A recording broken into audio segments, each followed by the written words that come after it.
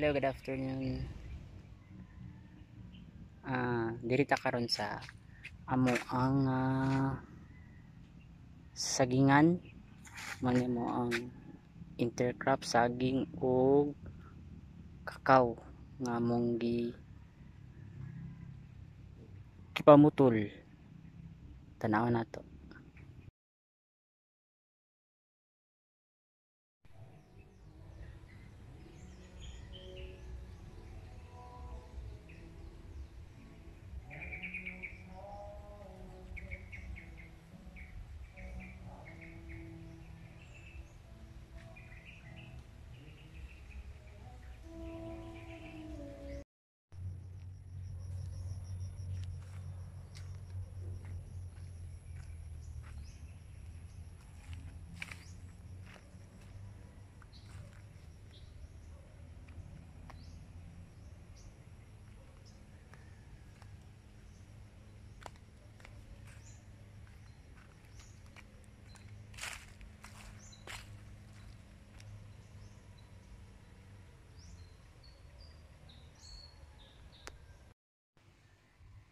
Siya among mga saging. Among mga saging. Pero ang mga saging. Ang mga saging. O ang among giputol na kakao. Pagamay naman siya. Wala pa naman yung trim kay nag-flashing pa siya, so dili pa siya pwede pilian. So kita na niya ang among intercrop na saging. So ang saging namo ang pinaka main goal namo nga mudako og makabunga. Ang among kakao lahin ni siya kung ma-okay og sa dili, pero kailangan niya po namo pulingan. Inakwaan namo og dahon para maka sulod ang sunlight para sa saging, para niyo open. Kay kung dili nato ni pangkuaon sila kanang mga sagutan or dahon sa baba, ngit-ngit kayo ang palibot, tapos magilugan na sila og sunlight, plus maglisod tag pili sa gusto nato nga ibilin. Kay simpre giputol man nato ang mother tree niya nga supposedly ang anak kataas atong gipamutol. Ani kataas ang atong gipamutol, gipababa nato siya. Kani siya bago lang yung trim. Although taas na ni siya dapat, pero giputol lang gyapon nato tungod kay prioritize nato ang saging. So dili perfect ang atong saging, na gyapon tay patay, so nag-add taog saha kay dili man perfect. So pero all in all okay man gyapon, halos-halos ang atong mga saging, good man gyapon atong mga saging. So ang difference sa wala napuningan namo, ang napuningan is kana, tapos ang wala pa napuningan maon siya tanawon, so shaded kay siya para sa saging. So muhatag sa shade, unlike sa tanawon nato ni napuningan. Dara ang saging namo unya napuningan na, so open air tapos open sunlight siya para sa saging, dili para ani nga bagnot kaayo, so makakatagid siya og shade unya makuha na mo na unya makatinga na kun siya timatriman,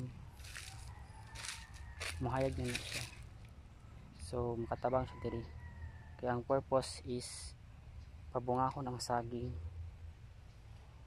depende na lang sa kakao.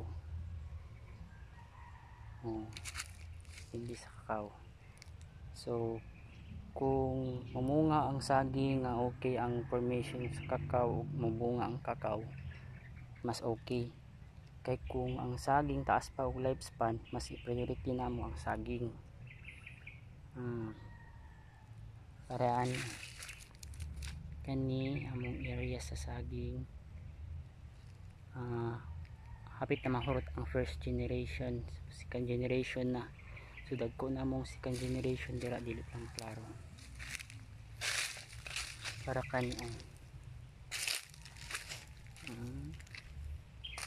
bagnot kaayo.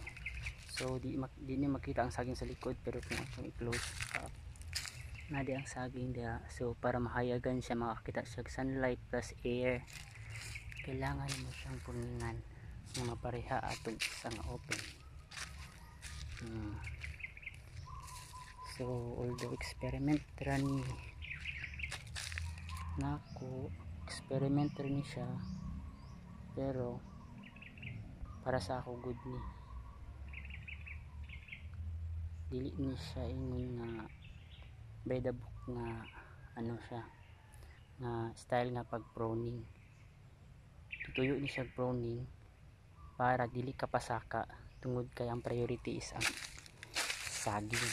So disclaimer lang sa uban nga maingon nga mali pag pruning, kay iya man tag estilo nga pag pruning. Ang purpose nako ani is dili pataason ang kakao, tungod kay bata pa kaayo ang mga saging. Isa pa pod, nakita ninyo nga tungod kay intercrop, gi-cultivate na mo ang yuta. It means i-prioritize na mo ang ugat sa saging na mo penetrate una, usa pa ang kita mo na intercrop mo ganyan ang lubi ug ang kakao. So kaning lugaran ni ay lubi ug nay kakao, kung dili na i-cultivate pag-ayo, it means ang saging dili ka penetrate, mamatay tungod sa ugat sa lubi ug sa kakao. So amo ginang i-cultivate, it means ang diari, mga yuta diari nara mga ugat sa lubi ug sa kakao, means putol yun. Then next month kaning dire nga wala pa na cultivate, spread pa namo ang pag-cultivate para dili gid siya maka sagabal. At least ang ugat sa saging maka travel na og layo, so dili na makaapas ang kakao ug ang lubi. So okay na, pwede na dili mag-cultivate, ana na siya, paunahanay lang sila og kuha sa nutrient o pabagaay sa ugat, kay dili man pud dayon mamatay ang kakao, pud dayon mamatay ang kakao. So